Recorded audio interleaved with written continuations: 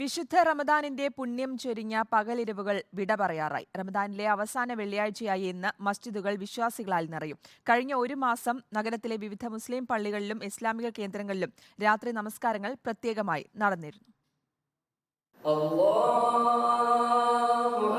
പള്ളികളിൽ നിന്നും ഇടതടവില്ലാതെ ദിഖറുകൾ മുഴങ്ങിയ ദിനരാത്രങ്ങൾ, സൗഹൃദവും പാരസ്പര്യവും ഒത്തുചേർന്ന ഇഫ്താർ സംഗമങ്ങൾ.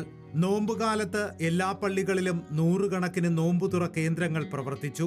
അവസാന 10ന്റെ പുണ്യം നുകരാൻ രാവിലെ മുതൽ വിശ്വാസികൾ കൂടുതൽ വ്രതശുദ്ധരാകും. റമദാനിലെ അവസാന ജുമാ നമസ്കാരത്തിന് വിശ്വാസപരമായി പ്രത്യേകതകളേറെ.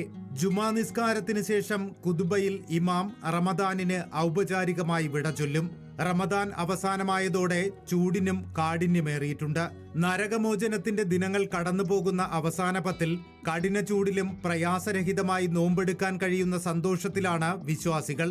റമദാൻ അവസാനമായതോടെ വിപണിയും സജീവമായി. മാർക്കറ്റുകളിലും ഷോപ്പിംഗ് മാളുകളിലും തിരക്ക് വർദ്ധിച്ചു.